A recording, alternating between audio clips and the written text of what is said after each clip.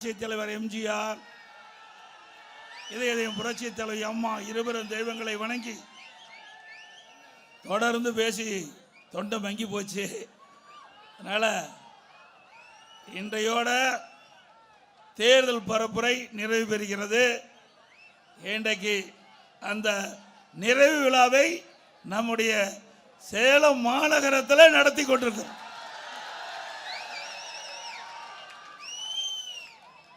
இந்த சிறப்பான தேர்தல் பிரச்சார கூட்ட நிகழ்ச்சிகளை கலந்து கொண்டு சிறப்பான கருத்துக்கள் இன்றைக்கு ஆளுகின்ற திராவிட முன்னேற்ற கழகத்தினுடைய அவலங்களை அற்புதமாக அழகாக எடுத்து வைத்து அமர்ந்திருக்கின்ற பாட்டாளி மக்கள் கட்சியினுடைய தலைவர், மதிப்புக்கும் மரியாதைக்கும் உரிய முன்னாள் மத்திய அமைச்சர், நாடாளுமன்ற உறுப்பினர் டாக்டர் அன்புமணி ராமதாஸ் அவர்களே, மற்றும் நிகழ்ச்சியிலே பங்கு பெற்றுகின்ற மாவட்ட கழக செயலாளர் அறிவிச்சாளர் AKSM பால் அவர்களே, பொறுப்பாளர் திரு K சிங்காரம் அவர்களே, மற்றும் முன்னாள் MLA G வெங்கடாஜலம் அவர்களே, சட்டமன்ற உறுப்பினர் E பாலசுப்ரமணியம் அவர்களே, திருமதி விஜயலட்சுமி பழனிசாமி அவர்களே, முன்னாள் MLA MK செல்வராஜ் அவர்களே, பொறுப்பாளர் N கிருஷ்ணராஜ் அவர்களே, MP பன்னீர்செல்வம் அவர்களே, முன்னாள் MLA சக்திவேல் அவர்களே, முன்னாள் MLA ரவிச்சந்திரன் அவர்களே, முன்னாள் மேயர் சவுண்டப்பன் அவர்களே, நம் கூட்டணியில் அங்கம் வைக்கின்ற கட்சியினுடைய பாஜக மாவட்ட தலைவர் திரு சசி அவர்களே, பாமக மாவட்ட திரு சரவணன் அவர்களே, தமாக மாவட்ட தலைவர் திரு உலகநம்பி அவர்களே, அம்மா மக்கள் முன்னேற்ற கழக மாநில பொருளாளர் முன்னாள் MLA தம்பி SK செல்வம் அவர்களே, இந்திய ஜனநாயக கட்சி மாவட்ட தலைவர் திரு சுந்தரராஜன் அவர்களே, புதிய நீதி கட்சி மாவட்ட தலைவர் திரு மனோகரன் அவர்களே, அம்பேத்கர் மக்கள் தலைவர் திரு ஜங்ஷன் அண்ணாதுரை அவர்களே, தமிழ் மாநில பகுஜன் சமாஜ் கட்சியை சேர்ந்த மாவட்ட செயலர் முரளி அவர்களே, மற்றும் இந்த சிறப்பான நிகழ்ச்சிகளை கலந்து கொண்டு சிறப்பித்துக் கொண்டிருக்கின்ற சிறப்பித்துக் கொண்டிருக்கின்ற கழகத்தினுடைய பல்வேறு பொறுப்புகளை நிர்வாகிகளே, கழக உடன்பிறப்புகளே, கூட்டணி கட்சியை சேர்ந்த தலைவர்களே, நிர்வாகிகளே, தொண்டர்களே, வரியது சிறப்பித்துக் கொண்டிருக்கின்ற பெரியவர்களே, தாய்மார்களே, வியாபார பெருமக்களே, வரியது சிறப்பித்துக் கொண்டிருக்கின்ற வாக்கா பெருமக்களே, பத்திரிகையாளர், உடன்பலை அத்தனை பேருக்கும் என்னுடைய முதல் நன்றி கலந்த வணக்கத்தை உறுத்தாக்கிட்டு, நம்முடைய சேலம் மாநகரம் 3 சட்டமன்ற தொகுதி அடங்கியிருக்கிறது. 3 சட்டமன்ற தொகுதியில் ஒரு சட்டமன்ற தொகுதியில் அதிமுக வேட்பாளர், 2 சட்டமன்ற தொகுதியில் நம்முடைய தேசிய ஜனநாயக கூட்டணியில் அங்கம் வைக்கின்ற பாட்டாளி மக்கள் கட்சியினுடைய வேட்பாளர்கள் போட்டியிடுகிறாங்க. முதல்ல அனைத்து இந்திய அண்ணா திராவிட முன்னேற்ற கழகத்தின் சார்பாக தெற்கு சட்டமன்ற தொகுதியில் திரு J வினோத் அவர்கள் நிறுத்தப்பட்டுகின்றோம். அவருக்கு இரட்டை சின்னத்திலே வாக்களிங்க. நம்முடைய சின்னம். அதே போல சேலம் மேற்கு தொகுதி அந்த சட்டமன்ற தொகுதியில் தேசிய ஜனநாயக கூட்டணியில் அங்கம் வைக்கின்ற பாட்டாளி மக்கள் கட்சியை சேர்ந்த மரியாதைக்குரிய சகோதரர் திரு M கார்த்தி அவர்கள் சேலம் மேற்கு தொகுதியில் இருந்து நிறுத்தப்பட்டிருக்கின்றார்கள்.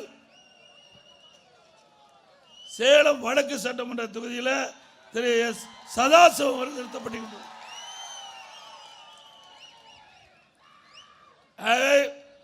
அந்த மரியாதைக்குரிய சேலம் மேற்கு தொகுதி போட்டியிடுகின்ற திரு M கார்த்தி அவர்களுக்கும், சேலம் வடக்கு சட்டமன்ற தொகுதியில் போட்டியிடுகிற திரு S சதாசிவம் அவர்களுக்கும் மாம்பழ சின்னத்திலே வாக்களிக்கிறோம்.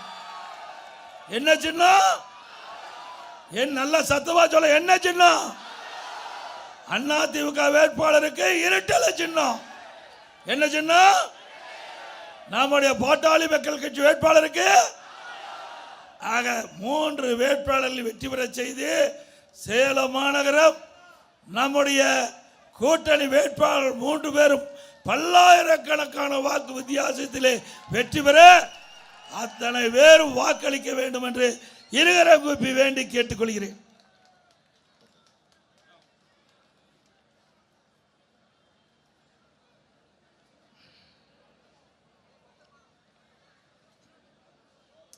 இன்றைய தினம்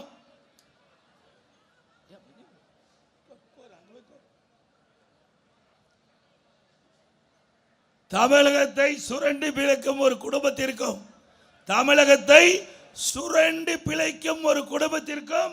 தமிழ்நாட்டு மக்களுக்கும் நடக்கின்ற தேர்தல் சட்டமன்ற தேர்தல். நான் சொல்றது அப்படியே திருப்பி சொல்லுங்க. தமிழகத்தை சுரண்டி பிழைக்கும் ஒரு குடும்பத்திற்கும் தமிழ்நாட்டு மக்களுக்கும் நடக்கின்ற தேர்தல். ஆக ஒரு குடும்பம் பிழைக்க 8 கோடி மக்களை வாட்டி வதைக்கிறாங்க. அதனால இந்த தேர்தலில் அந்த குடும்பத்தை வீழ்த்துவீர்களா? குடும்ப ஆட்சிக்கு முடிவு கட்டுவீர்களா? கீழே கீழே மறைக்குது, பின்னாடி மறை. அது மட்டுமல்ல, வாரிசு அரசியலுக்கு முடிவு கட்டுவீங்களா? ஆக இந்த தேர்தலை பொறுத்த வரைக்கும் திரு கருணாநிதி குடும்பத்திற்கு மூடுலா நடக்கின்ற தேர்தல். செயல்படுத்துவீங்களா? இன்றைக்கு எனக்கு முன்னாலே பாட்டாளி மக்கள் கட்சி தலைவர் சொன்னதை போல சட்ட ஒழுங்கு சந்தி சிரிக்குது. எப்பொழுதெல்லாம் திமுக ஆட்சிக்கு வருதோ அப்பொழுதெல்லாம் சட்ட ஒழுங்கு சீர்கெட்டு கிடக்கும். அதே நிலைதான் இப்பொழுதும். எங்கே பார்த்தாலும் போதைப் பொருள் விற்பனை பல வடிவத்தில் வந்தாச்சு. கஞ்சா போதைப் பொருள் சாக்லேட் வடிவத்தில் கிடைக்குது, திரவ வடிவத்தில் கிடைக்குது. எப்படி மக்களை பாதிக்கின்ற இந்த போதைப் பொருள் நடமாட்டம் தமிழகத்தில் அதிகரித்து விட்டது. இன்றைக்கு கஞ்சா விற்காத இடமே இல்லை. நகரத்திலிருந்து கிராமம் வரை சந்து பொந்து வீதி முழுவதும் கஞ்சா விற்பனை அமோகமாக நடந்துகிட்டு இருக்குது. ஆக இந்த அரசு அதை தடுப்பதற்கு முன் வரல. ஏன்னா கஞ்சா விற்கின்றவர்களுக்கு துணை நிற்கின்றவர்கள் திமுக கட்சி சேர்ந்த நிர்வாகிகள். அதனாலதான் இந்த கஞ்சாவை தமிழகத்திலே தடுத்து நிறுத்த முடியல. இதனால மாணவர்கள், இளைஞர்கள், பொதுமக்கள் கஞ்சாவுக்கு அடிமையாகி இன்றைக்கு அவருடைய வாழ்க்கை சீரழியக்கூடிய நிலையிலே இருக்கின்ற ஆட்சி தொடர வேண்டுமா? அதிமுக ஆட்சிக்கு உடனே 3 மாதம் தமிழகத்தில் கஞ்சா என்ற போதைப் பொருள் முழுவதும் அறவாக ஒழிக்கப்படும். இன்றைக்கு இந்த கஞ்சா போதை ஆசாமியால சிறுமிகள் பாதிக்கிறாங்க, பெண்கள் பாதிக்கிறாங்க, வயது வந்த மூத்த பெண்கள் பாதிக்கிறாங்க. ஆக இந்த கஞ்சா போதை ஆசாமிகள் கொல்ல, திருட்டு, வழிப்பறிவு இப்படிப்பட்ட செயலில் ஈடுபடுவதனால தமிழகம் குற்ற செயல் அதிகரித்து இன்றைக்கு தமிழகத்தில் சட்ட ஒழுங்கு கடுமையாக பாதிக்கப்பட்டு சீர்கெட்டு இருக்கின்றது. இதையெல்லாம் சரி செய்ய வேண்டும் என்றால் அதிமுக கூட்டணி வெற்றி பெற்று ஆட்சி அமைக்க வேண்டும். அதிமுக அதே போல இன்றைய தினம் அண்ணா நகர்ல ஒரு சிறுமி பாதிக்கப்பட்டுட்டாங்க. இன்னைக்கு மாநில அரசு இருக்கின்ற காவல்துறை விசாரித்தா நியாயம் கிடைக்காது. அதனால அந்த சம்பந்தப்பட்டவர்கள் நீதிமன்றத்தை நாடுறாங்க. நீதிமன்றம் சிபிஐ விசாரிக்க வேண்டும் என்று தீர்ப்பு கொடுக்குது. அந்த தீர்ப்பை எதிர்த்து திரு ஸ்டாலின் அரசாங்கம் உச்ச நீதிமன்றத்தில் மேல்முறையீடு செய்யறாங்க. அப்படின்னா யாரை காப்பாத்துறாங்க? குற்றவாளியை காப்பாத்துறாங்கல்ல. ஒரு நாட்டுடைய முதலமைச்சர் யார் விசாரித்தால் உங்களுக்கு என்ன? ஆக அவருக்கு வேண்டியப்பட்டவர்கள் இதில் சம்பந்தப்பட்டிருக்கின்ற காரணத்தினால சிபிஐ விசாரித்தால் அவர்களுக்கு பாதிப்பு ஏற்படும். அதனால உச்ச நீதிமன்றத்தில் போய் மேல்முறையீடு செய்றாங்க. கள்ளச்சாராயம் இன்றைக்கு நம்முடைய கள்ளக்குறிச்சியில் 68 பேர் இறந்து விட்டார்கள். அதற்காக அதிமுக சார்பாக நீதிமன்றத்தை நாடுறோம். மாநில அரசு இருக்கின்ற காவல்துறை விசாரித்தா உண்மை வராது, நீதி கிடைக்காது. அதனால சிபிஐ விசாரிக்க வேண்டும் என்று நாம் முறையிட்டோம். அதன்படி உச்ச நீதிமன்றம், உயர் நீதிமன்றம் சிபிஐ விசாரிக்கலாம் என்று தீர்ப்பளிக்கப்பட்டது. அதற்கு மேல்முறையீடு செய்ய போறாங்க. அப்படின்னா யாரை காப்பாற்றுவதற்காக இந்த அரசாங்கம் துடித்துக் கொண்டிருக்கிறது? குற்றவாளிகளுக்கு பாதுகாப்பு கொடுக்கின்ற அரசாங்கம் ஸ்டாலின் அரசாங்கம். ஆக இன்றைய தினம் குற்றம் அதிகரிப்பு காரணமே இந்த அரசாங்கம் தான் என்பதை நாட்டு மக்கள் அறிவார்கள். அதோட டாஸ்மாக் ஊழல் உங்களுக்கு நல்லா தெரியும். 10 ரூபாய்னா யாருடைய பேரு? சிந்திச்சு பாருங்க. இன்றைக்கு புதுசா வித்தைகளை கண்டுபிடிச்சு ஊழல் செய்வதிலே ஊழல் மன்னன் யாரு? ஆக இன்றைக்கு நாட்டில் நல்லது செய்வதற்காக இன்றைக்கு இருக்கின்ற அமைச்சரும் சரி, அந்த கட்சியுடைய தலைவரும் சரி ஈடுபடுவாங்க. ஆனா எப்படியெல்லாம் ஊழல் செய்ய வேண்டும், எப்படியெல்லாம் கொள்ளையடிக்க வேண்டும், அதில் திட்டம் போட்டு திருடுற கூட்டம் திருடிக்கொண்டே இருக்குது. அதுதான் இப்போ நடக்குது தமிழ்நாட்டில். நாட்டு தேர்ந்தெடுத்த மக்களுக்கு நன்மை செய்யல. அதற்கு மாறாக எந்தெந்த விதத்தில் தமிழ்நாட்டில் எந்தெந்த துறையில் எப்படியெல்லாம் கொள்ளையடிக்க முடியுமோ அப்படி கொள்ளையடிக்கின்ற அரசாங்கம் இன்றைய அரசாங்கம், திமுக அரசாங்கம் என்பதை நாம் உணர வேண்டும். அது மட்டும் இல்லை, ரெண்டு வருஷத்துக்கு முந்தி தமிழ்நாட்டை சேர்ந்த நிதியமைச்சர் திமுக கட்சி சேர்ந்த திரு பள்ளிவேலு தியாகராஜன் அவர் ஒரு ஆடியோவில் குறிப்பிடுறார். அதில் என்ன சொல்றாரு? திரு சபரீஸ்வரன் யாருன்னா திரு ஸ்டாலினுடைய மருமகன் திரு உதயநிதி அவர்கள் 2 பேரும் 30,000 கோடியை கையிலே வைத்துக் கொண்டு என்ன செய்வதென்று தடுமாறி கொண்டிருப்பதாக ஆடியோ செய்தி. 2 வருஷத்துக்கு முந்தைய 30,000 கோடினா இப்ப எத்தனை ஆயிரம் கோடி கொள்ளையடிச்சிருப்பாங்க. சிந்திச்சு பாருங்க. நாம சொல்லலையே, ஆடியோல சொன்ன கருத்து இந்த கருத்து. அதே போல அண்மையில் ராசா ஒரு கருத்து சொன்னாரு. இன்றைய முதலமைச்சருக்கு கோபம் பொத்து கொண்டு வந்தது. நாம சொல்லல, திமுகவுடைய துணை பொதுச் செயலாளர் திரு ராசா, முன்னாள் மத்திய மந்திரி, இன்னைக்கு நாடாளுமன்ற உறுப்பினர், அவர் குறிப்பிடுகிறார். திரு கருணாநிதி அவர்கள் உடல்நலம் சரியில்லாம வீட்டில் இருந்த பொழுது திரு ஸ்டாலின் அவர்கள் அவரை வீட்டு சிறையிலே வைத்துள்ளார் என்று யார் சொன்னது? திரு ராசா அவர்கள் வலைதளத்தில் வந்த செய்தி. அப்படின்னா உண்மைதானே? திரு ஸ்டாலின் அவர்களே சிந்தித்து பாருங்கள். உங்க கட்சிக்காரன் தான் இப்படிப்பட்ட செய்தியை சொல்லி இருக்கிறாங்க. ஆக எங்க மீது கோபப்பட்டு பிரயோஜனம் இல்லை. உங்க கட்சிக்காரனை கண்டு நீங்க அடக்கி வைங்க. அது மட்டும் இல்ல, அவர் உண்மையை சொல்லியிருப்பாருன்னு தான் நான் நினைக்கிறேன். இல்லைன்னா எதுக்கு ஸ்டாலினுக்கு கோபம் வருது? அது மட்டும் இல்ல, இன்னைக்கு டாஸ்மாக் ஊழல் திரு செந்தில் பாலாஜி மீது அமலாக்கத்துறை வழக்கு பதிவு செஞ்சிருக்குது. இன்னைக்கு அந்த வழக்கு நடந்துகிட்டு இருக்குது.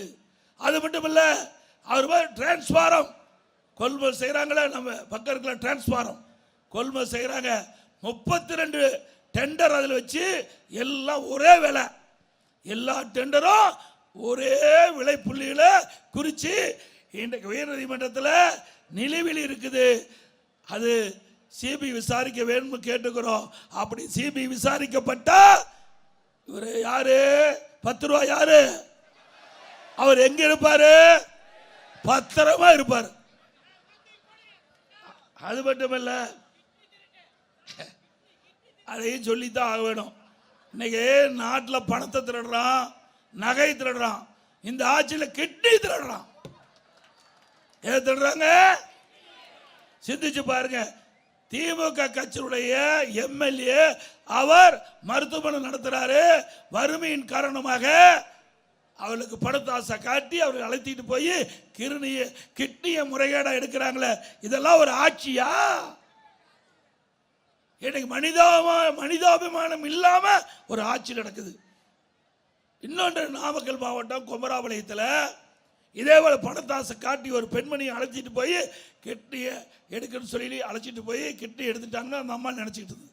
1 வருடம் கழிச்சு உடம்பு சரியில்லை. பிறகு அந்த அம்மா மருத்துவமனைக்கு போய் ஸ்கேன் பண்ணி பார்க்கும்போது கிட்னிக்கு பதிலாக கல்லீரல் எடுத்துட்டாங்க. எவ்வளவு மோசம்! எவ்வளவு கொள்ளையடிக்கிறாங்க. உடல் உறுப்பை கூட கொள்ளையடிக்கின்ற ஆட்சி தேவையா? இதுக்கு நாம எதிர்க்கட்சி குரல் கொடுக்கல. திராவிட முன்னேற்ற கழக ஆளுங்கட்சியே ஒரு குழு போட்டு அந்த குழு போய் அந்த மருத்துவமனை சோதனை எடுத்து கிட்னி முறையோடு நடைபெற்றதாக கண்டுபிடிக்கப்பட்டு இதுவரைக்கும் அந்த மருத்துவமனை மீது எந்த நடவடிக்கை எடுக்கல. அதிமுக ஆட்சிக்கு வந்தா இப்படிப்பட்ட கொடுமையான செயலில் ஈடுபட்ட நபர்கள் மீது சட்ட ரீதியாக நடவடிக்கை எடுக்கப்படும். அதே போல கொரோனா காலம் சிந்திச்சு பாருங்க. ஒரு வருடம் கொரோனா காலம் யாரா வெளியே வர முடிஞ்சுதா? அந்த காலகட்டத்தில் கூட மக்கள் பாதிக்கூடாது என்பதற்காக விலை மதிக்க முடியாத உயிரை காப்பாற்றுகின்ற அரசு அதிமுக அரசாங்கம். அப்படிப்பட்ட சோதனையான நேரத்தில் கூட மக்களை நாம தான் காப்பாற்றினோம். அது மட்டும் இல்ல, நம்முடைய மாணவர்கள் மன உளைச்சல் இருந்தாங்க. பள்ளி மாணவர்களுக்கு ஆல் பாஸ். கல்லூரியில் படிக்கின்ற மாணவர்கள் வெளியில போக முடியல. கொரோனா காலத்தில் வெளியில யாரும் அனுமதிக்கல, வீட்டிலே இருந்தாங்க. மாணவ மாணவி நல்ல ஆன்லைன்ல கல்வி பயின்றாங்க, நல்ல முறையில் ஆன்லைன்ல தேர்வு எழுதுனாங்க. அத்தனை பேர் அரியர்ஸ் முதல் அத்தனையும் பாஸ் பண்ணி இன்றைய தினம் பட்டம் பெற்று வேலைக்கு போயிருக்காங்க. இது அதிமுக சாதனை. ஓராண்டு அரசாங்கத்துக்கு வருமானம் இல்லை. அந்த வருமானம் இல்லாத கூட ரேஷன் கடையில் விலையில்லா அரிசி கொடுத்தோம், விலையில்லா பருப்பு கொடுத்தோம், விலையில்லா எண்ணெய் கொடுத்தோம், விலையில்லா சக்கரை கொடுத்தோம். குடும்பத்துக்கு 1000 ரூபாய் குடும்பத்தை கொடுத்தோமா இல்லையா? நாள் ஒன்றுக்கு 7 லட்சம் பேருக்கு சுட சுட உணவு கொடுத்த அரசாங்கம் அதிமுக அரசாங்கம் அம்மா உணவகத்தின் மூலமாக. அப்போ தைப்பொங்கல் வந்தது, எல்லா குடும்பத்தையும் 2500 ரூபாய் கொடுத்தோம். அப்பவே 2000 ரூபாய் கொடுத்தோம். அரசாங்கத்துக்கு 1 ரூபா வருமானம் இல்லை. இன்றைக்கு டாஸ்மாக் வருமானம் இல்லை, ஜிஎஸ்டி வருமானம் இல்லை, பத்திரப்பதிவு வருமானம் இல்லை, ரோட் டாக்ஸ் வருமானம் இல்லை. இன்றைக்கு பெட்ரோல் டீசல் அதில் இருக்க வரி வருமானம் இல்லை, எக்ஸைஸ் வருமானம் இல்லை. 1 ரூபாய் வருமானம் இல்லாமலே சிறப்பான ஆட்சி கொடுத்த அரசாங்கம் அதிமுக அரசாங்கம். அப்ப கூட இந்திய அளவில் இருக்கின்ற மாநிலத்தில் பொருளாதாரம் நலிவடையாமல் பார்த்து கொண்ட ஒரே அரசாங்கம் அதிமுக அரசாங்கம். இன்றைக்கு நான் முதலமைச்சர் பொறுப்பேற்கின்ற பொழுது எவ்வளவு சோதனை. எனக்கு முன்னாலே பாட்டாளி மக்கள் கட்சி தலைவர்கள் குறிப்பிட்டதை போல அவர் கட்சிக்கு ஏற்பட்ட இன்னல்களை எடுத்து சொன்னார். அதே போல நம்முடைய கட்சி உடைப்பதற்கு இன்றைய முதலமைச்சர் எத்தனை திட்டம் போட்டார், அத்தனையும் தூள் தூளாக்கணும். திரு கருணாநிதி குடும்பத்துக்கே இருக்கிற வேலை. எந்த கட்சி கண்டாலும் அதை உடைக்க வேணும், அதுதான் அவருடைய பணியா இருந்தது. அதையெல்லாம் முறியடித்து தான் இன்றைய தினம் அதிமுகவும் பாட்டாளி மக்கள் கட்சியும் ஒரு சிறப்பான கூட்டணி அமைச்சிருக்கிறோம். தேசிய ஜனநாயக கூட்டணியில் நாங்களா இடம்பெற்றுக்கிறோம். ஆக எங்களை வீழ்த்த திரு ஸ்டாலின்ல அவங்க அப்பானாலேயே முடியல. இவர் என்ன பெரியது சொல்றாரு. எப்ப பார்த்தாலும் எடப்பாடி பழனிசாமி 10 தோல்வி கண்ட பழனிசாமி. திரு ஸ்டாலின் அவர்களே, எங்களுடைய தாய் இறந்த பிறகு இன்றைக்கு தாய் இல்லாத பிள்ளைகள் எப்படி துடிக்குமோ அப்படி இருந்தோம். அந்த காலகட்டத்தில் கூட எங்களுடைய கூட்டணி 2021 இதே கூட்டணி.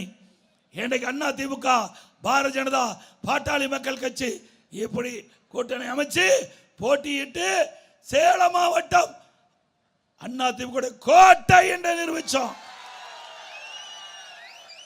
2021 சட்டமன்ற பொது தேர்தலில் 11 இடத்துல 10 இடத்துல ஜெயிச்சோம்ல.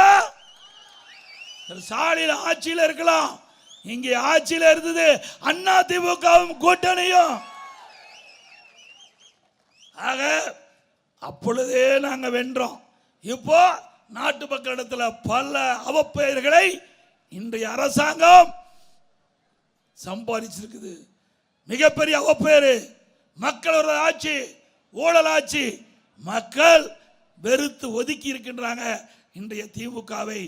இன்றைக்கு போராட்டம், விவசாயிகள் போராட்டம், அரசு ஊழியர்கள் போராட்டம், ஆசிரியர்கள் போராட்டம், செவிலியர் போராட்டம், சத்துணவு போராட்டம், அங்கன்வாடி ஊழியர் போராட்டம், டாக்டர் போராட்டம். இப்படி அனைத்து தர மக்களும் போராடி போராடி சலித்து போய் தேர்தலில் சந்திக்கிறாங்க. ஸ்டாலின் அவர்களே, நீங்கள் சிந்திக்க வேண்டும். ஏதோ 200 இடம் இடங்கிறீங்க. 200 இடம் இல்ல, 20 இடம் பெறுவதே ஆச்சரியம்.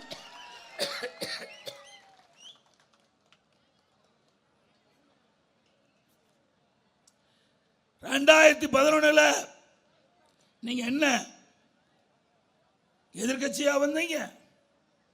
நீங்களும் கூட்டணி அமைச்சு போட்டீங்க இல்லையா? பிரதான எதிர்கட்சியா வர முடியல. திரு ஸ்டாலினுடைய அப்பா திரு கருணாநிதி இருக்கும் போது பிரதான எதிர்கட்சியா வர முடியாத கட்சி தான் திமுக கட்சி. 11 2021 வரை எத்தனை தோல்வி நீங்க சந்திச்சீங்க? பல இடைத்தேர்தலில் உங்களை வெற்றி, பல இடைத்தேர்தலில் உங்களை தோல்வி அடைய செஞ்சோம். பல தேர்தல், கூட்டு சங்க தேர்தல் 98%, உள்ளாட்சி தேர்தல் வெற்றி, இடைத்தேர்தலை வெற்றி. 10 ஆண்டு காலம் 2011 2021 வரை கணக்கிட்டு பாருங்க. எத்தனை தேர்தலில் அதிமுக கூட்டணி வெற்றி பெற்றது என்று தெளிவாக தெரியும். தெரிஞ்சா தான் நான் பேச முடியும். தெரியாத ஆள்கிட்ட என்ன பேசி பிரயோஜனம்? எனக்கு முன்னாலே பாட்டாளி மக்கள் கட்சி தலைவர் சொன்னதே போல தெரியாத மனசுகிட்ட பேசி என்ன பிரயோஜனம்? ஆக 2011 ஒரு அப்பா கருணாநிதி இருக்கும் போது எதிர்கட்சி வரிசையில் வர முடியல. ஆனா இதே புரட்சி தலைவர் மறைவுக்கு பிறகு 2021 இதே கூட்டணி அமைக்கப்பட்டோம். இந்த கூட்டணி பிரதான எதிர்கட்சியா வந்தது. 75 இடங்களில் நாங்கள் வெற்றி பெற்றோம். 21 அதிமுக 66 இடங்கள் வெற்றி பெற்றோம். பாட்டாளி மக்கள் கட்சி வெற்றி பெற்றது. ஆக எங்க கூட்டணி இடம் பெற்றுக்கிட்ட கட்சிகள் எல்லாம் வெற்றி பெற்று பிரதான எதிர்கட்சியா இருந்து மக்களுடைய பிரச்சனையை நாட்டு மக்களிடத்திலே எடுத்து வச்சோம். ஆனா இன்றைக்கு திமுக கொக்கரிக்குது. ஏதோ திமுகவில் பலம் வாய்ந்த கூட்டணின்னு. எந்த பலம் வாய்ந்த கூட்டணியும் கிடையாது. அதுல ஏற்கனவே 2021 ஆண்டு எந்தெந்த கட்சிகள் அந்த கூட்டணியில் அங்கம் வைத்ததோ அதே கட்சி தான் இப்போ கூட்டணி வைக்குது. ஒருத்தர் தான் போய் சேர்ந்திருக்கிறாங்க. எனக்கு முன்னாலே மரியாதைக்குரிய சகோதரர் டாக்டர் அன்புமணி ராமதாஸ் சொன்னது போல அங்க போய் நமக்காக பிரச்சாரம் பண்ணிட்டு இருக்காரு. அங்க போய் பரவாயில்ல, ஏன்னா எப்பொழுதும் உண்மை உறங்காது. உண்மை, தர்மம், நீதி, உண்மை எப்பவுமே தோல்வி அடைந்த வரலாறு கிடையாது. ஆக இன்றைக்கு நம்மிடம் இருந்து எதிரியிடம் போய் அங்கே கைகோத்து நின்றாலும் உள்ளே இருக்கின்ற மனம் வெளிப்படுத்தி கொண்டிருக்கிறது. நமக்காக திராவிட முன்னேற்ற கழக கூட்டணியில் அங்க வைத்த கட்சியாக இருந்தாலும் நமக்காக குரல் கொடுக்கின்றார். அதற்கு நன்றி. அதே போல நெசவாளர்கள் பாதிக்கப்படுறாங்க. இங்கே நெசவாளர்கள் பாதிக்கூடாது என்பதற்காக அம்மாவுடைய அரசு பல்வேறு நடவடிக்கை எடுத்தது. இன்றைக்கு நெசவாளர் உற்பத்தி செய்யப்பட்ட துணிகள் எல்லாம் தேங்கி கிடந்தன. அந்த துணிகள் எல்லாம் கொள்முதல் செய்ய வேண்டும், அரசு மானியம் கொடுக்க வேண்டும் என்ற கோரிக்கை வச்சாங்க. கோரிக்கை ஏற்று அம்மாவுடைய அரசு 350 கோடி ரூபாய் மானியம் கொடுத்தது. அதோட பசு வீடுகள் கட்டி கொடுத்தோம். மீண்டும் அதிமுக ஆட்சிக்கு வந்தா இப்பொழுது 65 வயது நிரம்பிய இந்த நெசவாளர் வயதான நெசவாளர்களுக்கு வழங்கப்படுகின்ற ஓய்வூதியம் 1000 2500 ரூபாயாக உயர்த்தி வழங்கப்படும். அதேபோல இப்பொழுது 300 யூனிட் கொடுத்துட்டு இருக்கிறோம். அதை 450 யூனிட்டாக உயர்த்தப்படும். நெசவாளர்களுக்கு கொடுக்கப்படுகின்ற அந்த விலையெல்லாம் யூனிட் 300 450 ஆக்கப்படும். விசத்தறிக்கு 1000 விலையெல்லாம் கொடுப்போம். அது 1400 விலையெல்லாம் கொடுக்கப்படும். அதோட இன்றைக்கு அதிமுக ஆட்சி இருக்கின்ற பொழுது பல திட்டங்களை கொண்டு வருவதற்கு நாங்கள் நடவடிக்கை எடுத்தோம். அப்படியே கிடப்பில் போட்டோம். சேலம் மாநகரம் 2011க்கு முன்னே எப்படி இருந்தது உங்களுக்கு தெரியும். 2006 2011 வரை ஏதாவது ஒரு பாலம் வந்ததா சொல்லுங்க நீங்க? எத்தனை பாலம்? 2006க்கு பிறகு 2006 11 வரைக்கும் எதுவுமே இல்லை. 2011 2021 வரைக்கும் அதிகமான பாலங்களை கட்டி கொடுத்த அரசாங்கம் அதிமுக அரசாங்கம். நீங்க இத்தனை பேரும் போக்குவரத்து நெரிசல் இல்லாம இங்க குழுமி இருக்கு சொன்னால் அது அதிமுக ஆட்சியிலே கட்டப்பட்ட பாலம். ஸ்டாலின் சொல்றார் அதிமுக ஆட்சியில எதுவுமே செய்யவில்லை என்று இந்த பாலத்தில் தான் ஏறி போனார். திரு ஸ்டாலின் அவர்களே, இதுவே சாட்சி. அதிமுக ஆட்சியில் செய்த சாதனைக்கு இந்த பாலமே சாட்சி. இங்கே இருக்கின்ற மருத்துவமனை, மகப்பேறு மருத்துவமனை, 500 படுக்கை கொண்ட மகப்பேறு மருத்துவமனை அம்மா இருக்கும்போது கட்டினாங்க. இன்றைக்கு நம்முடைய மாவட்டம் நாமக்கல், சேலம் மாவட்டம், நாமக்கல் மாவட்டம், தருமபுரி மாவட்டம், கிருஷ்ணகிரி மாவட்டம், இந்த மாவட்டத்தில் இருக்கின்ற தாய்மார்கள் இங்கே பிரசவம் பார்க்கின்ற ஒரு சூழ்நிலை உருவாக்குவதற்காக மகப்பேறு மருத்துவமனை, 500 படுக்கை கொண்ட மகப்பேறு மருத்துவமனை கட்டி கொடுத்த அரசாங்கம் அதிமுக அரசாங்கம். அதில் பச்சிள குழந்தைகள் சிகிச்சை சிறப்பு முகாம், சிறப்பு வார்டு ஏற்படுத்தினாங்க. பச்சிளை குழந்தைகள் சிறப்பு சிகிச்சை வார்டு, 50 குழந்தைகள் சிகிச்சை எடுப்பதற்கு அதுக்கு தனி வார்டு. இப்படி பல திட்டங்களை கொண்டு வந்த அரசாங்கம் அதிமுக அரசாங்கம். குடிநீர் தங்குதடையில்லாமல் கொடுப்பதற்கு நடவடிக்கை எடுத்த அரசாங்கம் அதிமுக அரசாங்கம். பல பூங்காக்கள் இந்த பகுதியிலே நாங்கள் கொடுத்திருக்கிறோம். அதோட இன்றைக்கு சென்னை, சேலம் மாநகரம் வளர்ந்து வருகின்ற மாநகரம், பேருந்துகள் வந்து செல்ல முடியல. அதற்காக எப்படி ஏர்போர்ட்டோ அது மாதிரி பஸ்போர்ட் தமிழ்நாட்டிலேயே 3 இடம் தேர்வு பண்ணோம். சேலம், மதுரை, கோயம்புத்தூர். நம்முடைய சேலத்தில் அரபிக் காலேஜ் கிட்ட 60 ஏக்கர் நிலத்தை எடுத்து மத்திய அரசாங்கத்துக்கு கொடுத்துட்டோம். அற்புதமான பஸ்போர்ட். ஏர்போர்ட்டில் என்னென்ன வசதி இருக்குதோ அதே வசதி நம்முடைய பஸ்போர்ட்டில் கிடைக்கும். அதையும் கிடப்பில் போட்டாங்க. இப்படிப்பட்ட ஆட்சி தேவையா? இன்றைக்கு திராவிட முன்னேற்ற கழகம் ஆட்சிக்கு வந்து 5 வருடம் ஆச்சு. ஒரு துரும்பையாவது கிள்ளி போட்டிருப்பாங்களா மாநகரத்தில்? நாம கொண்டாந்த திட்டம் தானே, அதுதானே சிக்கரோட்டி திறந்துகிட்டு இருக்காங்க. புதிய திட்டத்தை எது கொண்டாந்துருக்கிறாங்க? எதுவுமே கிடையாது.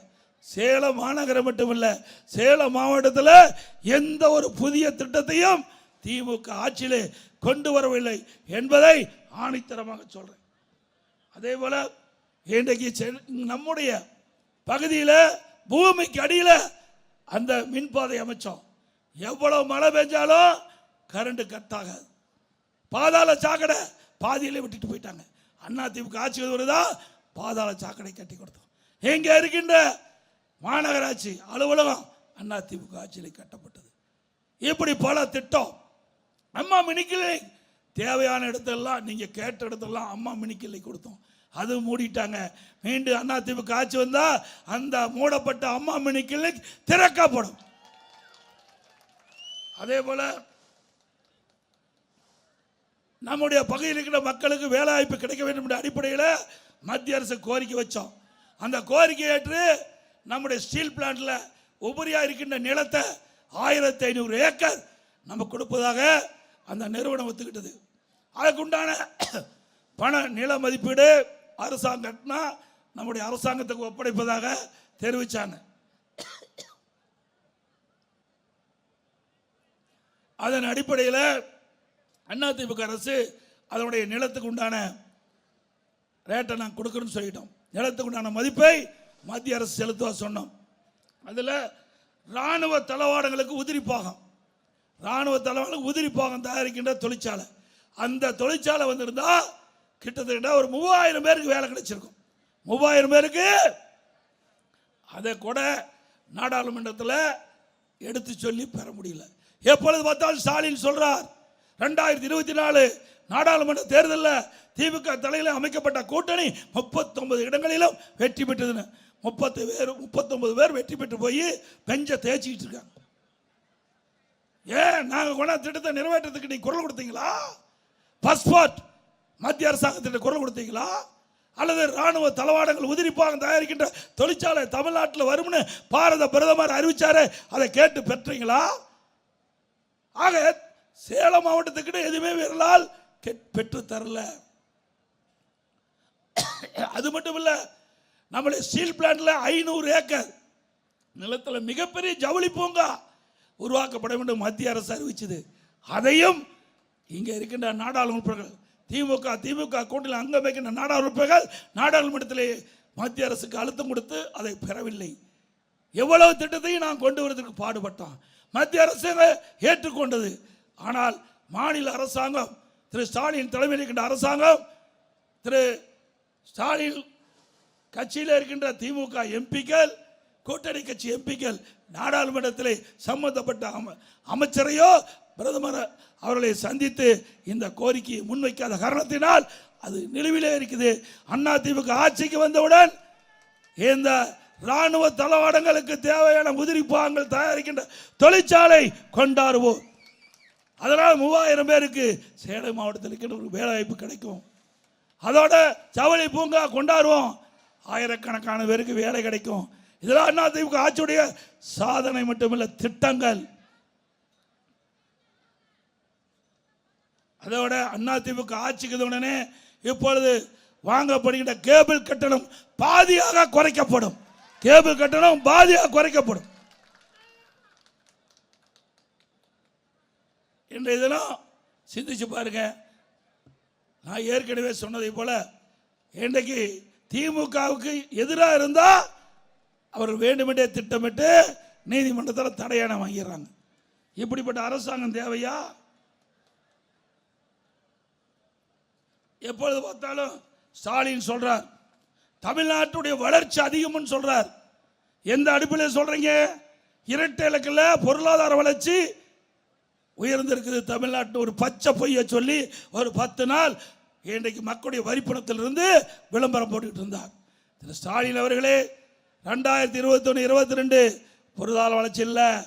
2022-23 ஆண்டு பொருளாதார வளர்ச்சி சொல்ல. 2023-24 திமுக அரசுடைய பொருளாதார வளர்ச்சி சொல்ல. 24-25 தான் சொல்றீங்க. இதுக்கு காரணம் அதிமுக அரசு இருக்கின்ற பொழுது எடுத்த நடவடிக்கை. மக்களுக்கு தெரியாதுன்னு இன்றைக்கு உண்மையை மறைச்சு விளம்பரப்படுத்திட்டு இருக்கிறீங்க. 2015 மாண்புமிகு புரட்சி தலைவி அம்மா அவர்கள் தமிழகத்துடைய முதலமைச்சர் இருக்கும்போது தொழில் முதலீட்டு மாநாட்டை சென்னையில் நடத்தினாங்க. 2,42,000 கோடி தொழில் முதலீடு எடுக்கப்பட்டது. 74 புரிந்துணர்வு ஒப்பந்தங்கள் போடப்பட்டன. அந்த தொழிற்சாலையெல்லாம் பணி தொங்கி உற்பத்தியை தொடங்கப்பட்டு விட்டது. 2019 அம்மாவுடைய அரசு தொழில் முதலீட்டு மாநாட்டு நடத்தணும். சென்னையில் 3,05,000 கோடி தொழில் முதலீட்டு ஈர்க்கப்பட்டது. 304 தொழில்கள் தொடங்குவதற்கு புரிந்துணர்வு ஒப்பந்தம் போடப்பட்டது. பல தொழில்கள் அந்த தொழிற்சாலைகள்லாம் கட்டப்பட்டு உற்பத்தி தொடங்கிட்டது. அதிமுக ஆட்சியில் கட்டப்பட்ட தொழிற்சாலைகள் உற்பத்தி தொடங்கிய காரணத்தினால்தான் இந்த இரட்டை இலக்கு பொருளாதார வளர்ச்சி ஏற்பட்டது. ஸ்டாலின் அவர்களே யாரும் ஏமாற்ற முடியாது. திரு ஸ்டாலின் அவர் குறிப்பிடுறார், ஆட்சிக்கு வந்து 5 வருஷம் ஆச்சு. 1179 புரிந்துணர்வு ஒப்பந்தங்கள் போடப்பட்டதாகவும் 35 லட்சம் கோடி முதலில் ஈர்க்கப்பட்டதாகவும் அதுல 35 லட்சம் பேருக்கு வேலை கிடைப்பதாகவும் 15 லட்சம் கோடி தொழில் முதலீட்டு ஈர்க்கப்பட்டதாகவும் ஒரு செய்தி சொன்னார். 1179 புரிந்துணர்வு ஒப்பந்தம் போட்டாங்களாம். அதுல 15 லட்சம் கோடி முதலீடு ஈர்க்கப்பட்டது. 35 லட்சம் பேருக்கு வேலை கிடைச்சது. ஸ்பெயின் நாட்டுக்கு போகும்போது ஏர்போர்ட்ல பேட்டி கொடுக்கிறார், 77% புரிந்துணர்வு ஒப்பந்தம் நிறைவேற்றப்பட்டதுன்னு. அப்படின்னா 30 லட்சம் பேருக்கு வேலை கிடைச்சிருக்கணும். வேலை கிடைச்சதா? சேலம் மாவட்டத்தில் எத்தனை பேருக்கு வேலை கிடைச்சது? அத்தனையும் பொய். ஒரு பெரிய தொழிற்சாலை வர வேண்டும் என்றால் ஒரு 4 வருஷம் 5 வருஷம் ஆகும். முதற்கட்ட பணி நிலத்தை எடுக்க வேணும், பிறகு அதற்கு அனுமதி வாங்க வேணும், பிறகு அதற்கு நிதி ஆதாரம். எல்லா தொழிற்சாலை முதலாளியும் முழு பணத்தை போடுறதில்ல, ஒரு 25-30% பணத்தை போடுவாங்க, மீதியெல்லாம் வங்கியில் மூலமாக கடன் வாங்குவாங்க. அப்படி நிதி ஆதாரத்தை பெருக்க வேண்டும், பிறகு கட்டடம் கட்ட வேண்டும், மிஷினரியை பொருத்த வேண்டும், பிறகு ஆட்களை எடுக்க வேண்டும்.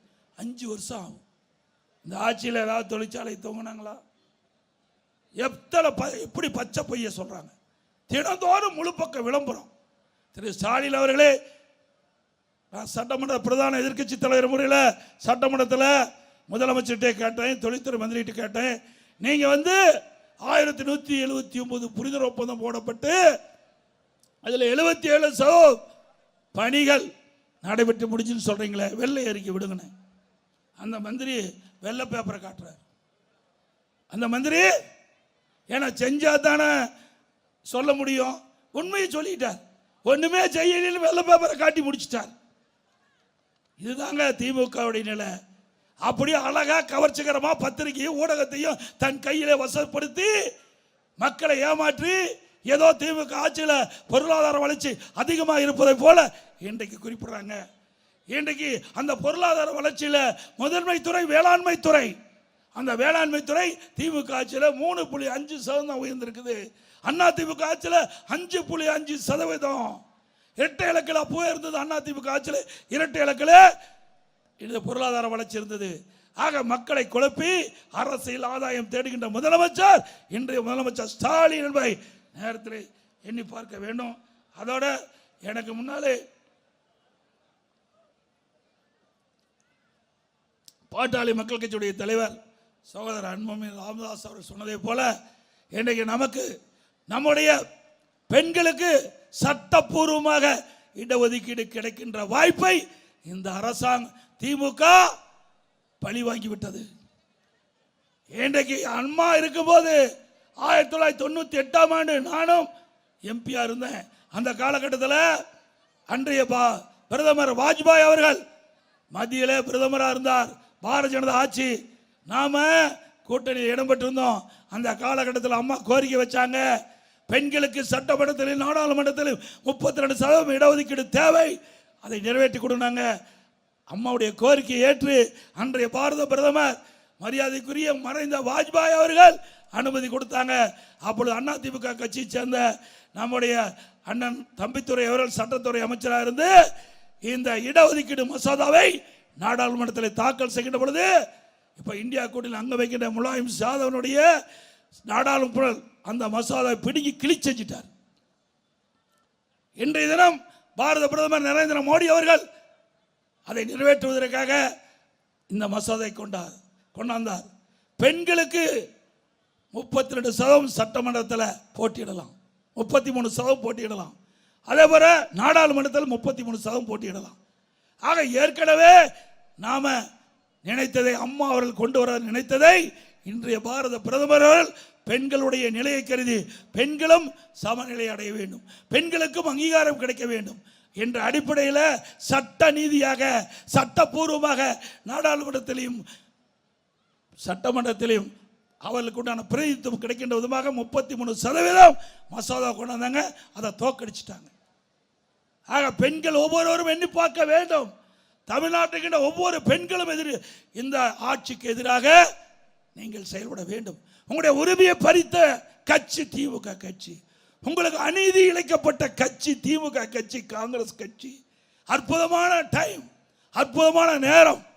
இந்த நேரத்தில் பாரத பிரதமர் நாங்கள் கூட்டணி வைக்கின்ற தேசிய ஜனநாயக கூட்டணி பெண்களுடைய உரிமைகளை பாதுகாக்க அவர்களுக்கு நாடாளுமன்றத்தில் சட்டமன்றத்திலும் சட்டப்பூர்வமாக இடஒதுக்கீடு கிடைக்கக்கூடிய ஒரு மசோதாவை கொண்டு வந்தார்கள். நாடாளுமன்றத்தில் அதை தோற்கடித்த கட்சி திமுக கட்சி, திமுக கூட்டணி கட்சி. அதுக்கு தகுந்த பாடம் புகட்டுவீங்களா? பெண்கள் புகட்டுவீங்களா? அதோட நாடாளுமன்ற தொகுதி வரையறை அதில் ஒரு பொய்யை சொன்னார். முதல்ல என்ன சொன்னாரு? தமிழ்நாட்டுக்கு இடம் குறைஞ்சிருன்னு சொன்னார். தமிழ்நாட்டுடைய நாடாளுமன்ற எண்ணிக்கை குறைஞ்சிருன்னு சொன்னார். ஆனா மத்திய உள்துறை அமைச்சர் தமிழ்நாட்டுக்கு வந்தபோது தெளிவா சொன்னார், எந்த காரணத்தை கொண்டும் தமிழ்நாட்டில் இருக்கின்ற நாடாளுமன்ற எண்ணிக்கை குறையாது அப்படின்னு தெளிவுபடுத்தினார். அதையே நானும் தேர்தல் பிரச்சார கூட்டத்தில் சொன்னேன். அப்போ முதலமைச்சர் சொல்றார், எடப்பாடி பழனிசாமி சொல்லுவது தண்ணியில் எழுதுகினார். தண்ணியில் எழுதுறதா. இப்பொழுது அது கருப்பு சட்டை வேற போட்டுக்கிட்டார். ஊரா போய் பேசினார். இப்போ என்னாச்சு நாடாளுமன்றத்தில்?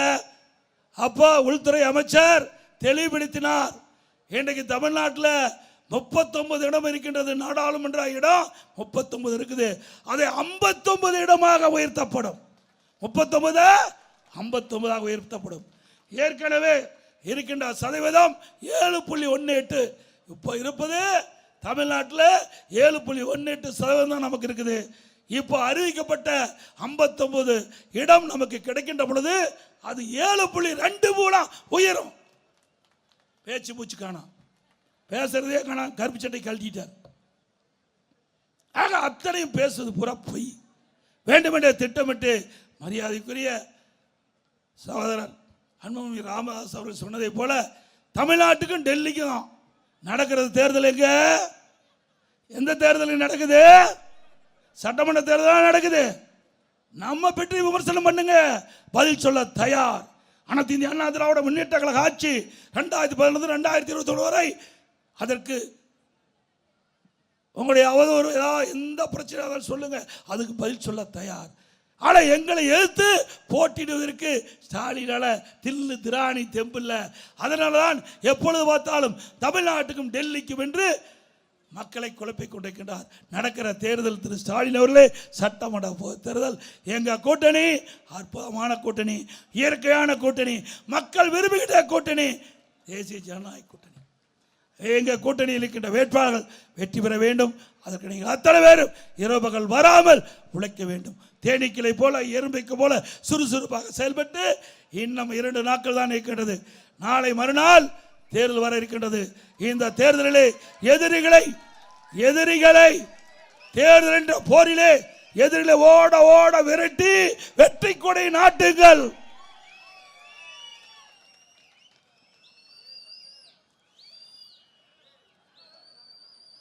அதே போல பல அறிவிப்புகள் ஏற்கனவே அறிவிச்சிருக்கிறோம். 297 அறிவிப்புகள் அதிமுக ஆட்சிக்கு வந்தால் நிறைவேற்றும் சொல்லிக்கிறோம். இங்கே கூட பல ஏரிகள் நிரப்பப்பட வேண்டும் என்று மக்களும் குறிப்பிட்டாங்க, நம்முடைய பாட்டாளி மக்கள் தலைவரும் குறிப்பிட்டாங்க. அதையெல்லாம் அதிமுக ஆட்சி வந்த உடனே அந்த திட்டங்கள் எல்லாம் நிறைவேற்றப்படும் என்ற செய்தி இந்த நேரத்தில் சொல்லி, அதிமுக ஆட்சி வந்த பிறகு மேலும் சேலம் மாவட்டம் வளம் பெறும். சேலம் மாவட்டம் வளம் பெறும். நீர்நிலை பாதுகாக்கப்படும், நீரை சேமிக்கப்படும். குடிமராமத்து திட்டத்தை கொண்டு வந்து ஏரி குளம் குட்டை அனைத்தும் நீர் நிரப்பி நிலத்தடி நீரை உயர்த்துவோம். அதே போல நெசவாளருடைய பிரச்சனை முழுமையாக தீர்க்கப்படும். ஜவுளி தொழில் சிறக்கும். தமிழ்நாட்டிலே வளரும். சேலம் மாவட்டம் தமிழ்நாட்டில் 234 தொகுதியும் வளர்வதற்கு எங்களுடைய கூட்டணி பாடுபடும். எங்க கூட்டணி அங்கம் வைக்கின்ற பாரதிய ஜனதா மத்தியிலே ஆட்சியிலே இருக்குது. ஸ்டாலின் அவர்களே, மத்தியிலே ஆட்சியிலே இருக்கின்றது. இந்த மக்கள் என்னென்ன திட்டங்கள் எண்ணுகிறார்களோ அந்த திட்டத்தை முறையாக பெற்றுவோம், நிறைவேற்றுவோம். கொடுக்கப்பட்ட வாக்குறுதி நிறைவேற்றி தருவோம். இன்றைக்கு அதிமுக ஆட்சிக்கு வந்த உடனே இன்றைக்கு வரி கரண்ட் பில் 67% உயர்ந்தாச்சு. கரண்ட் பில் 67% உயர்ந்தாச்சு. வீட்டு வரி 100%, ஆண்டுக்கு 6% உயர்த்தியாச்சு. கடவரி 150% உயர்த்தியாச்சு, ஆண்டுக்கு 6% உயர்த்திருக்காங்க. குடி வரி உயர்த்தியாச்சு, குப்பைக்கு வரி போட்டாச்சு. அப்போ எவ்வளவு வரி உயர்வு என்பது மக்கள் எண்ணி பார்க்கணும். இன்னைக்கு கடுமையாக வரி உயர்வால் மக்கள் பாதிக்கப்பட்டிருக்கிறாங்க. இதற்கெல்லாம் தீர்வு காண வேண்டும். அதிமுக அரசு வேண்டும். விலைவாசி உயர்வு வெண்ணி முட்டிக்கிட்ட அளவுக்கு உயர்ந்து போச்சு. அரிசி விலை கிலோ 30 ரூபா ஏறி போச்சு. கடல் எண்ணெய் 1 லிட்டர் 60 ரூபா ஏறி போச்சு. பருப்பு 1 கிலோ 60 ரூபா ஏறி போச்சு. இன்றைக்கு உணவுப்பொருள் விலை வெண்ணை முட்டிக்கிட்ட அளவுக்கு உயர்ந்து போச்சு. அதை பற்றி எல்லாம் முதலமைச்சர் கவலை இல்லை. ஏழைகள் எக்கெடுக்கிட்டு போனாலும் பரவாயில்ல, தன் குடும்பம் வளமாக செழிப்பாக இருக்க வேண்டும் என்று நாட்டை ஆளுகின்ற முதலமைச்சர் தேவையா? இன்றைக்கு கட்டுமான பொருட்கள் விலை அதுவும் உயர்ந்து போச்சு. ஜல்லி விலை உயர்ந்தாச்சு, எம்சாண்ட் உயர்ந்தாச்சு, செங்கல் விலை உயர்ந்தாச்சு, கம்பி விலை உயர்ந்தாச்சு, சிமெண்ட் விலை உயர்ந்தாச்சு. மரம் கேட்க வேண்டியதில்லை, 200% உயர்ந்தாச்சு. இனி யாரெல்லாம் கட்டுமான தொழில் ஈடுபட முடியாது. இன்றைக்கு நடுத்தர மக்கள், ஏழை மக்கள் வீடு கட்டுகின்ற எண்ணமே திமுக ஆட்சி வரைக்கும் வராது. அந்த அளவுக்கு கட்டுமான பொருட்கள் விலை இன்றைக்கு விண்ணப்பிக்கின்ற அளவுக்கு உயர்ந்து போச்சு என்பதை இந்த நேரத்தில் தெரிவித்து,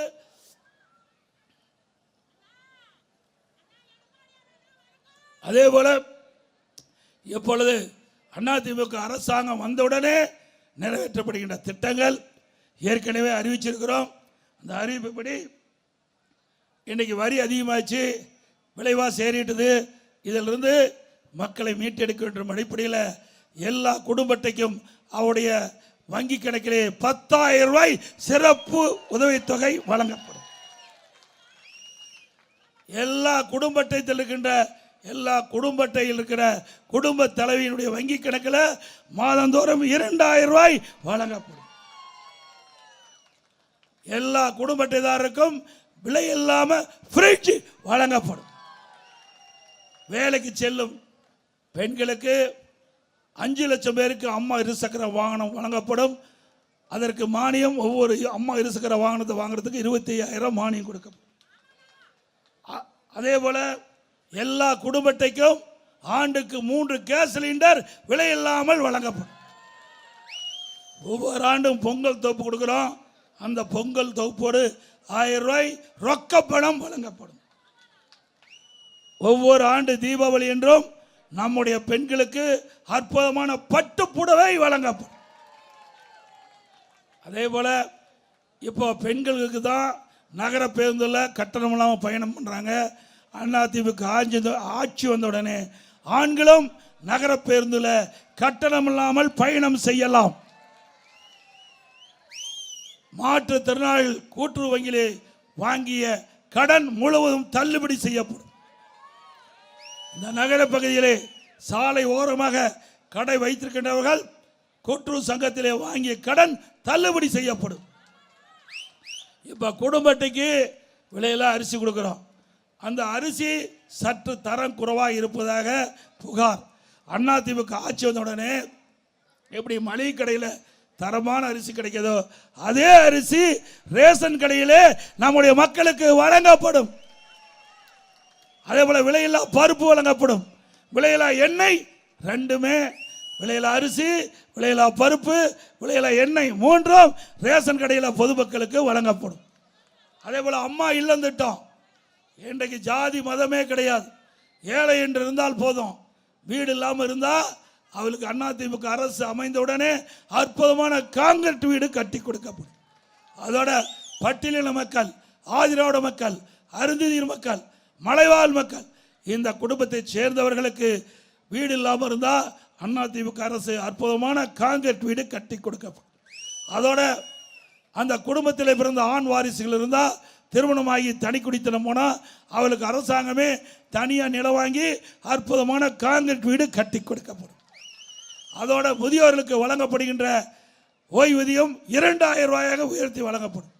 பட்டப்படிப்பு படித்து அந்த பட்டப்படிப்பு படித்த மாணவர்கள், இளைஞர்கள் வேலைவாய்ப்பு அலுவலகத்தில் பதிவு செய்யப்பட்டு வேலை கிடைக்காமல் இருக்கின்ற அந்த மாணவர்களுக்கு வேலை கிடைக்கின்ற வரை மாதந்தோறும் 2000 ரூபாய் உதவித்தொகை வழங்கப்படும். +2 வரை படித்தவர்களுக்கு 1000 ரூபாய் உதவித்தொகை வழங்கப்படும். அதோட மினி கிளினிக் மீண்டும் திறக்கப்படும். இஸ்லாமிய பெருமக்கள், கிறிஸ்துவ பெருமக்கள், ஏனைய சிறுபான்மையை சேர்ந்த மகளிர் சுயமாக தொழில் தொடங்க வட்டிலா கடன் வழங்கப்படும். அதே போல கட்டிட தொழில் ஈடுபட்டுகின்ற அந்த கட்டிட தொழிலாளர்கள் பணி செய்கின்ற பொழுது தவறி விழுந்து உயிரிழந்தால் அந்த குடும்பத்துக்கு 25 லட்சம் ரூபாய் நிவாரணம் வழங்கப்படும். கட்டிட தொழிலாளர்களுக்கு உயிரிழந்தால் 25 லட்சம் வரும். பணியேறும் தொழிலாளிகள் அந்த தொழில் ஈடுபட்டுகின்ற பொழுது தவறி விழுந்து உயிரிழந்தால் அந்த குடும்பத்துக்கு 20 லட்சம் ரூபாய் அந்த குடும்பத்துக்கு வழங்கப்படும். அதே போல பரம்பேறும் மரமேறும் அதை ஏறுவதற்கு உண்டான கருவிகள் விலையில்லாமல் கொடுக்கப்படும். பனை பொருட்கள் அது உற்பத்தி ஆகுதில் பதநீரிலிருந்து உற்பத்தி ஆகின்ற அந்த பொருளெல்லாம் நியாய கடையில் விற்பனை செய்யப்படும். இப்படி பல திட்டங்கள் கொண்டு வந்து. அதே மாதிரி ஆட்டோ ஓட்டுநர்கள் ஆட்டோ ஓட்டுநர் சங்கத்தில் பதிவு செய்யப்பட்டு புதிதாக ஆட்டோ வாங்கினா ஒவ்வொரு ஆட்டோவுக்கு 75,000 ரூபாய் மானியம் வழங்கும். அதே போல தமிழ்நாட்டுக்கின்ற சிறுவர்களுக்கு எண்ணிக்கை மேலும் உயர்த்தப்படும். அவர்களுக்கு தேவையான அனைத்து கடன் வசதியும் செய்து கொடுக்கப்படும். சுய உதவி குழுக்களுக்கு தேவையான கடன் உதவி தாராளமாக கூட்டுறவு சங்கத்தின் மூலமாக வழங்கப்படும் என்ற செய்தி இந்த நேரத்தில் தெரிவிக்கிறேன்.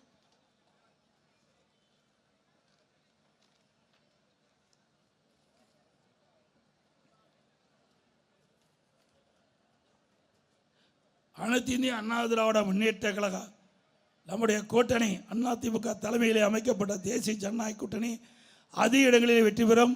கிட்டத்தட்ட 210 இடங்களிலே நம்முடைய கூட்டணி வெற்றி பெறும். அதிமுக தனி பெரும்பான்மையோட ஆட்சி அமைக்கும். அப்படி ஆட்சி அமைத்து 3 மாதத்தில் தமிழகத்தில் போதைப் பொருள் நடமாட்டம் இல்லாத தமிழகமாக உருவாக்குவோம். போதைப் பொருளை முற்றிலும் ஒழிக்கப்படும். இன்றைக்கு பொதுமக்களுக்கும் பெண்களுக்கும் சிறுமிகளுக்கும் பாட்டிமக்கும் அதிமுக ஆட்சிகளுடனே முழு பாதுகாப்பு வழங்கப்படும். விலைவாசி அத்தியாவசிய பொருட்கள் கட்டுப்பாட்டுக்குள் வைக்கப்படும். சட்ட ஒழுங்கு நிலைநாட்டப்படும். மக்களோட ஆட்சியை அகற்றப்பட அத்தனை பேரும் துணை நிற்பீங்களா? குடும்ப ஆட்சிக்கு வாரிசு அரசுக்கு முற்றுப்புள்ளி வைப்பீங்களா? மக்களை காப்போம், தமிழகத்தை மீட்போம். இன்றைக்கு நான் ஏற்கனவே 195 சட்டமன்ற தொகுதியில் நேரடியாக போய் பார்த்தேன். நான் ஏற்கனவே 195 சட்டமன்ற தொகுதிக்கு நேரடியாக போய் மக்களை சந்தித்து மக்களுடைய ஆதரவை திரட்டினேன்.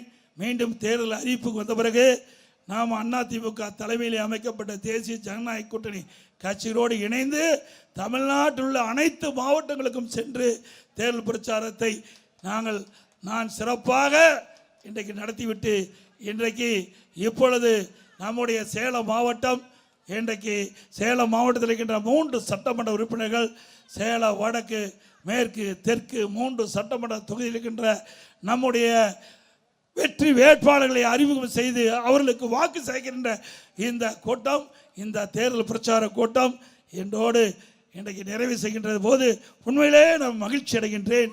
நம்முடைய மண்ணிலிருந்து, சேலம் மாவட்ட மண்ணிலிருந்து நம்முடைய பரப்புரையை நிறைவு செய்கின்ற பொழுது எல்லையற்ற மகிழ்ச்சி.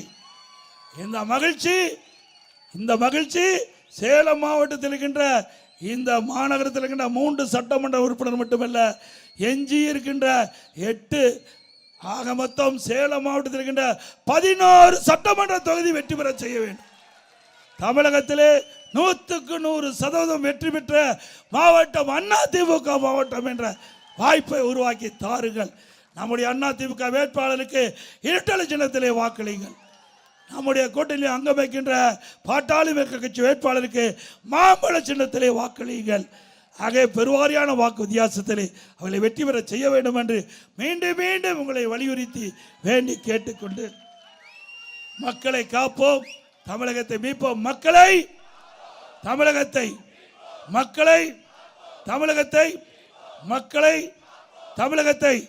ஸ்டாலின் மாடல் அரசு, ஃபெயிலியர் மாடல் அரசு, பை ஸ்டாலின். நான் சொல்றது அப்படியே திருப்பி சொல்லுங்க. அதிமுக வின்னிங், அதிமுக நல்ல ஆட்சி கம்மி, நல்ல ஆட்சி. ஆக இன்றைக்கு சேலம் மாநகரமே விழா கோலம் போன்றிருக்குது. எழுச்சியோடு வந்து கலந்துக்கிட்டீங்க. இந்த எழுச்சி 23ஆம் தேதி மிக சிறப்பாக மகிழ்ச்சியா சென்று இரட்டை இலை சின்னத்திற்கும் பாட்டாளி மக்களுடைய மாமல சின்னத்திற்கும் வாக்களித்து மிகப்பெரிய வெற்றியை தேடி தாருங்கள். இருகர கூப்பி வேண்டி கேட்டு வருகின்ற அத்தனை பேருக்கும் நன்றி. நம்முடைய அழைப்பை ஏற்று இங்கே தேர்தல் பிரச்சார கூட்டத்தில் கலந்து கொண்ட பாட்டாளி மக்கள் கட்சியை சேர்ந்த தலைவர், மரியாதைக்குரிய முன்னாள் மத்திய அமைச்சர், நாடாளுமன்ற டாக்டர் அன்புமணி ராமதாஸ் அவர்களுக்கும், நம்முடைய கூட்டணி கட்சியை சேர்ந்த தலைவர்களுக்கும், வரி விருது சிறப்பித்த அனைத்து நல்ல உள்ளங்களுக்கும், பத்திரிகையாளர் ஊடகங்களுக்கும், நம்முடைய வேட்பாளர்களுக்கும் நன்றி தெரிவித்து விடைபெறுகின்றேன். நன்றி, வணக்கம்.